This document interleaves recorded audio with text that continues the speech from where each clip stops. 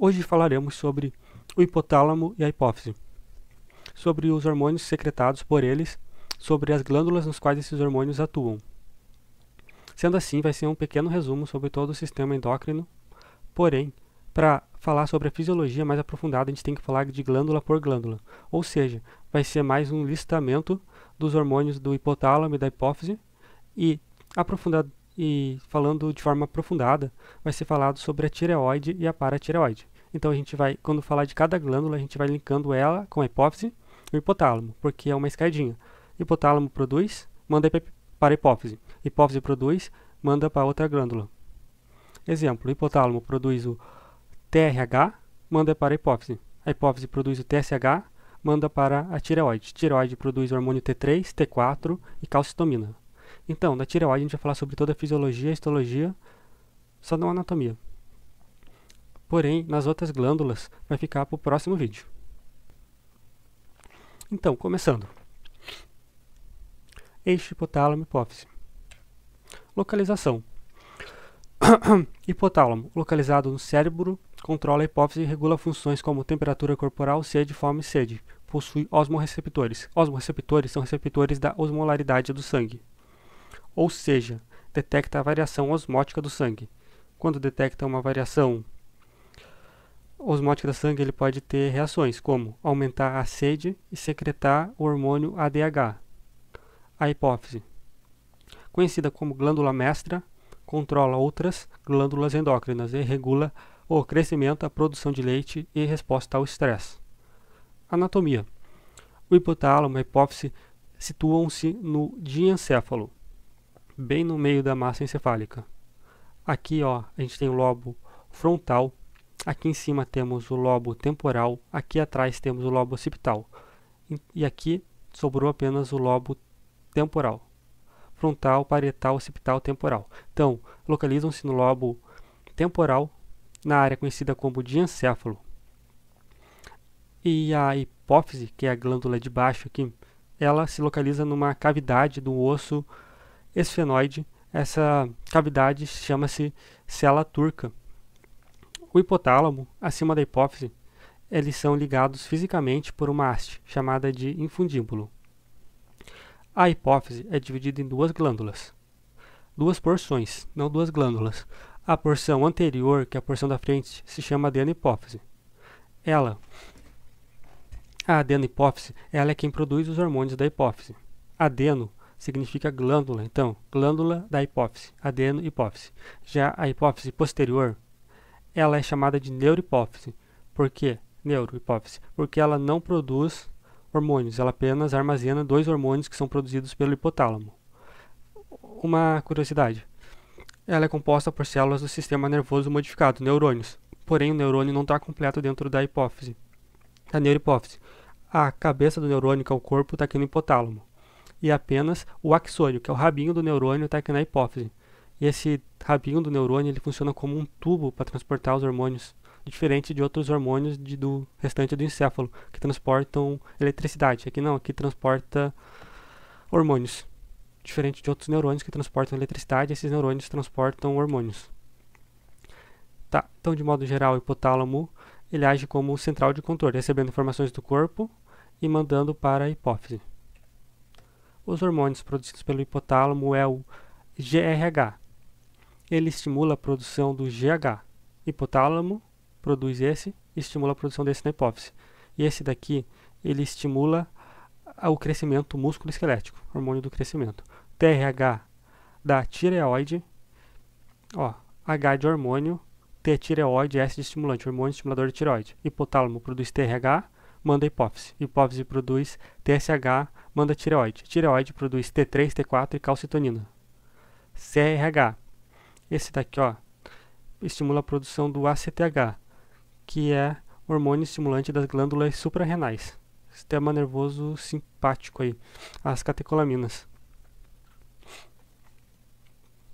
Aqui o GnRH, hormônio estimulador das gônadas. Aqui o LH e o FSH, luteinizante, folículo estimulante. Testículos e ovários, dos dois, testículos e ovários, estimulam a produção dos hormônios sexuais, progesterona, testosterona Até agora a ocitocina e o ADH. A ocitocina ela é produzida pelo hipotálamo e é armazenado na neurohipófise. Diferente desses 4 aqui, eles são produzidos pelo hipotálamo e estimulam a produção de outro hormônio na adenohipófise. A ocitocina não. Ela fica armazenada aqui na neurohipófise, bonitinha, esperando o estímulo para ser liberada. E qual é o estímulo para liberar a ocitocina? 2 estímulos. 1. Gravidez. Liberou a ocitocina, ocorre a contração do útero, útil para o parto. Outro estímulo da ocitocina, ejeção de leite, ou seja, atua nas glândulas mamárias e estimula a ejeção do leite. Já o ADH, o hormônio antidiurético. Qual é o estímulo para a produção dele? A osmolaridade aumentar. Se a osmolaridade do sangue aumenta, quer dizer que tem mais soluto do que plasma, em proporção fisiológica normal. Ou seja, o hipotálamo tem osmoreceptores e detecta isso. Aí ele produz ADH. O ADH vai lá para o rim, no túbulo contorcido distal e no ducto coletor. Estimula a expressão de proteínas chamadas vasopressinas que vão fazer a reabsorção de água. O ADH também é conhecido como vasopressina. Tá. Então, o hipotálamo ele produz hormônios liberadores e inibidores e hormônios que são armazenados na neurohipófise. Então, aqui eu já falei sobre todos os hormônios, com exceção desses 2 aqui de baixo, que é a dopamina e a somastotina. A somastotina ele não é um hormônio que eu vou me aprofundar muito. A função dele é basicamente inibir o GH e o TSH. Mas a dopamina, ela é bem importante. Ela inibe a produção de prolactina, que eu vou falar sobre ela quando eu for falar da adenohipófise. Mas eu coloquei uma estrelinha porque o hipotálamo não é o principal produtor. Ela é produzida principalmente numa região do cérebro conhecida como substância escura e na área tegumentar ventral, mas ela também é produzida em todo o circuito mesolímbico, área tuberoinfundibular, área mesocortical, mesolímbica, etc. Mas ele também é produzido pelo hipotálamo, por isso ele tem que estar aqui. Aqui os lobos do cérebro. Aqui não está mostrando o lobo temporal, mas ele ficaria aqui. Hipotálamo, localizado no centro de encéfalo, uma parte pequena no centro da massa encefálica. Possui, contudo, um conduto que se liga fisicamente à hipófise, que se chama infundíbulo. Agora vamos começar a falar sobre a hipófise anterior, chamada de adenohipófise. Ela produz o GH, hormônio músculo esquelético. Esse aqui vai lá para o fígado e estimula a produção de outro hormônio que vai fazer o crescimento dos ossos. Se esse hormônio aqui tiver em falta na criança, causa um tipo de nanismo. Em excesso, pode causar o gigantismo. Já no adulto, se ele ficar em excesso, ele pode causar acromegalia, que é o crescimento exagerado das extremidades. A pessoa fica com as mãos grandes, nariz grande, queixo grande, orelha grande. O TSH, que é o que a gente vai falar bastante mais para frente, que é o da tireoide. O ACTH, que é da glândula suprarrenal. O córtex, da glândula suprarrenal. O MSH, que ele estimula os melanócitos a produzirem melanina. Melanina relacionado com a pigmentação da pele e o ciclo circadiano, que é o ciclo do sono e vigília. As gonadotrofinas, que são hormônio luteinizante e folículo estimulante, atuam em testículos e ovários. A prolactina, que é a produção de leite. Tá, mas você não falou da ocitocina relacionada com leite? Sim, mas a ocitocina, aqui ó ela, ó, e prolactina do pupeito, tem a mesma função? Não. Ocitocina, ejeção do leite e contração do útero. Prolactina, produção do leite. O estímulo para a prolactina ser liberada é a baixa da dopamina. Baixa da dopamina pode causar depressão, por isso que existe a depressão pós-parto. Também existem medicamentos que inibem a dopamina, que podem causar depressão, Parkinson medicamentoso e produção do leite, como a metidopa, um medicamento para hipertensão arterial, que pode causar a produção de leite. Então, esses aqui são os hormônios produzidos e secretados pela adenohipófise. Agora, a hipófise posterior, a neurohipófise, ela não produz hormônios, mas ela secreta hormônios. E são eles a vasopressina, chamada de ADH, e a ocitocina. Eles são produzidos pelo hipotálamo e, através do axônio do neurônio, são levados para a neurohipófise. Lá, eles são secretados. A ocitocina estimula contrações uterinas e ejeção do leite, e o ADH estimula a reabsorção de água nos rins, ajuda no controle hídrico. Aqui, ó, a prolactina saindo da adenopófise, a ocitocina saindo da neurohipófise, certinho. O ADH também saindo da neurohipófise. E são os únicos dois que a seta sai da neurohipófise. Todos os outros saem da adenopófise. Ok. Hipotálamo, hipófise. Hipófise, também conhecida como glândula pituitária, sinônimo. Agora, tireoide, paratireoide. Posteriormente, outras glândulas. Glândula tireoide. Lá do hipotálamo, o hipotálamo produz o TRH. O TRH vai para a hipófise. A adenopófise. A adenopófise produz o TSH, hormônio estimulador da tireoide. O hormônio estimulador da tireoide estimula a produção na tireoide do T3, T4 e calcitonina. Aqui, ó, são os folículos tiroidianos na esquerda. Aqui, superior, são os folículos tiroidianos e inferior é a paratireoide, as células principais. Aqui, ó, nas folículos tiroidianos, essa parte do meio se chama coloide. Essas células nas extremidades são as células foliculares, essas células que estão por fora aqui são as células parafoliculares. As células foliculares produzem hormônio T3, produzem hormônio T4, mandam para o coloide. O coloide finaliza a produção desse hormônio e manda para a secreção. Aqui, as células parafoliculares produzem a calcitonina. Elas também são conhecidas como células C. Calcitonina, ela regula os níveis de cálcio no sangue. Se o cálcio estiver alto no sangue, ela estimula os osteoblastos, que são células ósseas, a fazer a captação desse cálcio e fazendo o armazenamento dele nos ossos.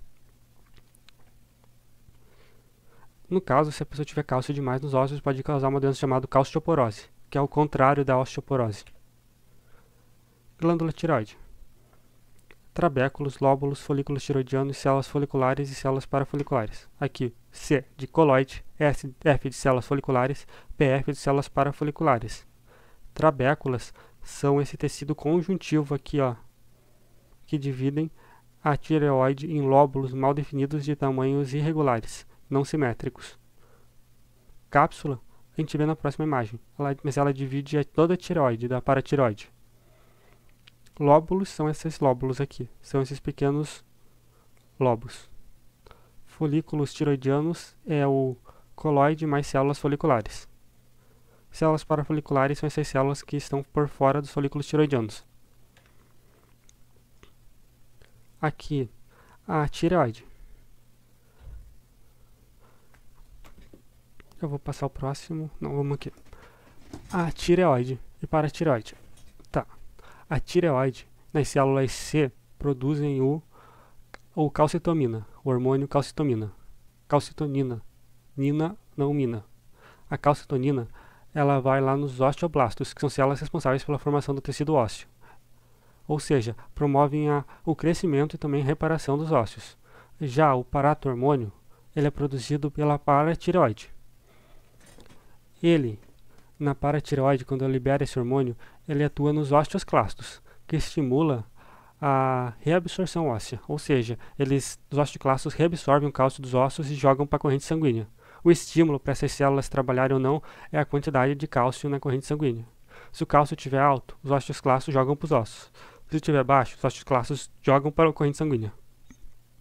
Essa imagem é um recorte da paratireoide, células principais. Paratireoide. Essas três imagens são da paratireoide.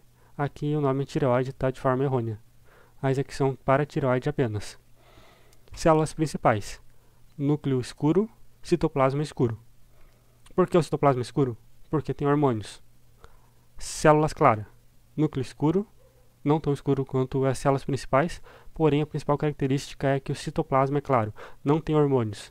Não produzem hormônios, não fazem nada.